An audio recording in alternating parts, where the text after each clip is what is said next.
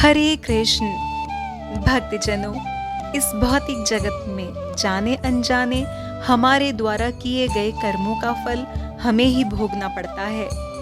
अतः हमारे पुण्य कर्मों में वृद्धि करने के लिए पुराणों में अनेकों उपाय वर्णित हैं, जिनमें भगवान श्री हरि जी की प्रिय एकादशी सर्वोपरि है।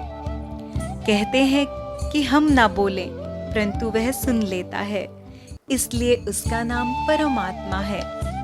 और परमात्मा ना बोलें फिर भी हमें सुनाई दे, इसी का नाम श्रद्धा है। तो आइए श्रद्धा और भक्ति के साथ एकादशी की पावन व्रत कथाओं की श्रृंखला में आज हम आपके समक्ष भाद्रपद माह के कृष्ण पक्ष की पुण्यदायिनी और पाप विनाशिनी अजा एकादशी की कथा का वर्णन करने का प्रयास करते हैं।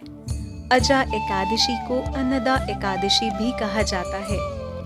अजा एकादशी के शुभ व्रत का पालन 3 सितंबर 2021 दिन शुक्रवार को किया जाएगा।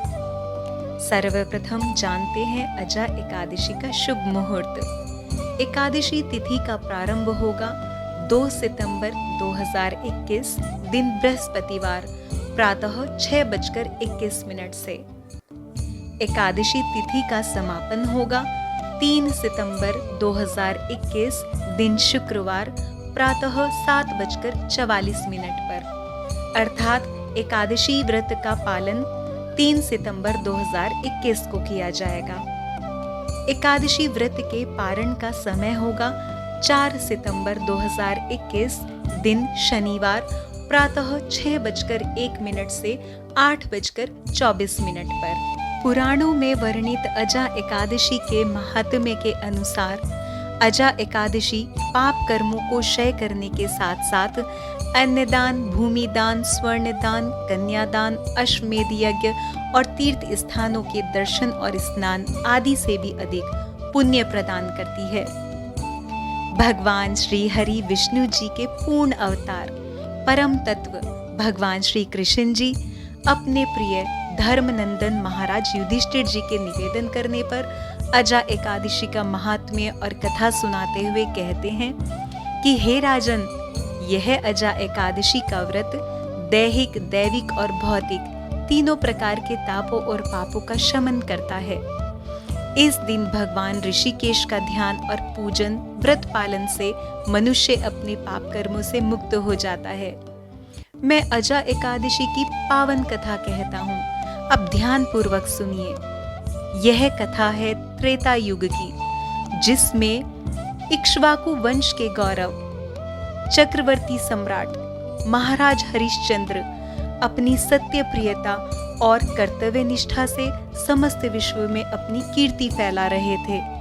साहस, सत्य प्रियता और कर्तव्य परायणता का पाठ महाराज हरिश्चंद्र के जीवन से प्राप्त किया जा सकता है। एक समय की बात है, महाराज हरिश्चंद्र ने अपनी सत्य के प्रति निष्ठा के कारण अपने जीवन में अति गहन परिस्थिति का सामना किया। एक बार महान ऋषि विश्वामित्र जी ने उनकी प्रसिद्धि सुनी और स्वयं उनकी परीक्षा लेने का निर्णय किया। महर्षि विश्वामित्र जी द्वारा रचित इस माया से महाराज हरिश्चंद्र जी ने स्वप्न में देखा कि उन्होंने अपना राजपाट महर्षि विश्वामित्र जी को दान स्वरूप दे दिया है। अगले दिन वास्तव में महर्षि विश्वामित्र जी उनकी सभा में पधारे। उन्हें देखकर प्रणाम करते हुए महाराज हरिश्चंद्र जी ने स्वप्न का स्मरण किया और स्वप्न में दिए गए अपने वचनों के अनुसार अपना राजपाट महर्षि विश्वामित्र जी को दान स्वरूप दे दिया। जब महाराज हरिश्चंद्र अपनी पत्नी महारानी तारा और प्रिय पुत्र रोहिताश के साथ महल से जाने लगे, तब जाते जाते महर्षि विश्वामित्र मंद मुस्कान लिए उन्हें याद दिलाने लगे कि दक्षिणा दिए बिना आपका दिया गया दान संपूर्ण नहीं है। ऐसा सुनकर महाराज हरिश्चंद्र जी ने कहा कि राजपाट के साथ राज का कोष भी अब आपका है, अतः आप स्वर्ण मुद्राएं ले सकते हैं। इस पर विश्वामित्र जी बोले कि हे राजन, राजपाट के साथ कोष भी आप दान कर चुके हैं, दान की गई वस्तु को दोबारा कैसे दान कर सकते हैं? तब महाराज हरिश्चंद्र जी ने विचार किया और अपनी प्रिय पत्नी, अपने प्रिय पुत्र और स्वयं को बेच दिया, परंतु अपने वचनों की मर्यादा को निभाया। धर्मात्मा महाराज हरिश्चंद्र जी एक चांडाल के यहाँ दास बन गए। सत्य को धारण किए हुए मृतकों के परिजनों से दाह संस्कार के बदले कर वसूली का कार्य करने लगे। उधर उनकी पत्नी महारानी तारा भी अपने पुत्र के साथ एक दासी बनकर माली के यहाँ काम करने लगी। समय के चक्र और परीक्षा की घड़ी ने महाराज हरिश्चंद्र को ऐसी विकट परिस्थिति में फंसाया कि उन्हें अपने पुत्र रोहिताश को भी खोना पड़ा, परंतु फिर भी वह कर्तव्य परायणता के मार्ग से नहीं हटे। शोक के सागर में डूबे हुए महाराज हरिश्चंद्र जी चिंता और दुख से व्याकुल थे। तभी ईश्वरीय कृपा से गौतम मुनीश्वर वहां पधारे। गौतम मुनि जी का हृदय उन्हें देखकर करुणा से छलक पड़ा। महाराज हरिश्चंद्र जी से बोले कि ब्रह्मा जी ने ब्राह्मण को परोपकार के लिए रचा है। आपकी व्यथा सुनकर मेरा हृदय द्रवित हो रहा है। मैं आपको एक उपाय बताता हूँ। भाद्रपद कृष्ण पक्ष में पुण्य प्रदान करने वाली अजा नामक एकादशी के व्रत का पालन कीजिए। आपके भाग्य से यह अजा एकादशी आज से 7वें दिन होगी। हे नृपोत्तम, उपवास करके रात्रि में जागरण करना। ऐसा करने से आपके पुण्य का उदय होने लगेगा।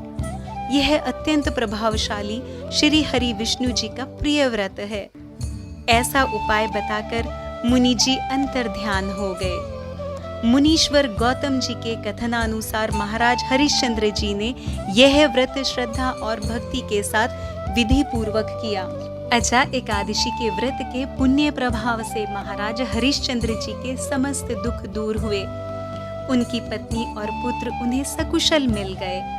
यश मान प्रतिष्ठा के साथ उन्हें उनका साम्राज्य प्राप्त हुआ। देवताओं ने नगाड़े बजाए, आकाश से फूलों की वर्षा हुई। महर्षि विश्वामित्र जी का आशीर्वाद प्राप्त हुआ।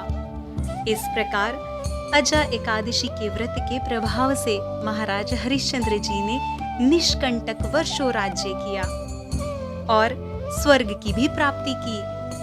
भगवान श्री कृष्ण जी महाराज युधिष्ठिर जी से बोले कि हे राजन, इस कथा के श्रवण और पठन करने से अश्वमेध यज्ञ का फल प्राप्त होता है।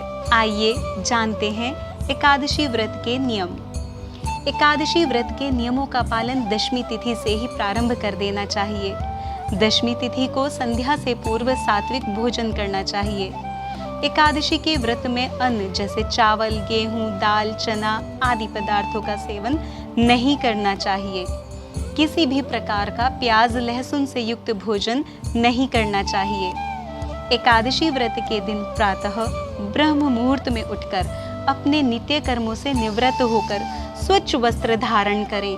शंख, चक्र, पद्म और गदा धारण किए हुए भगवान श्री हरि जी के सुंदर चतुर्भुज रूप का ध्यान करें। माता लक्ष्मी जी सहित भगवान श्री हरि जी को पंचामृत से स्नान कराएं और श्रृंगार करें। धूप, घी का दीपक, नैवेद्य, ऋतुफल, फूल, तिल और तुलसी जी अर्पित करें। तुलसी माता के समक्ष श्री हरि जी का नाम स्मरण करें। श्री हरि जी के समक्ष हाथ में जल और पुष्प लेकर एकादशी के व्रत का संकल्प करें और व्रत कथा का श्रवण या पठन करें। इसके पश्चात आरती करें। श्रीमद् भागवत गीता जी का पाठ और विष्णु सहस्त्र नाम का जप भी किया जा सकता है। व्रत में अपने शरीर के साथ आत्मा की भी शुद्धि रखें। किसी से अप्रिय वचन ना बोलें। राग, द्वेष, ईर्ष्या, वासना, लोभ और निंदा का त्याग करें। हृदय की कठोरता को त्याग कर सुंदर निर्मल भाव धारण करें। संध्या के समय आरती, दीपदान, रात्रि जागरण और कीर्तन करें। आरती के पश्चात एकादशी का फलाहारी प्रसाद ग्रहण किया जा सकता है। अगले दिन अर्थात द्वादशी तिथि में व्रत पारण के नियत समय पर ब्राह्मण को दान और दक्षिणा देने के पश्चात ही अपने व्रत का पारण करें।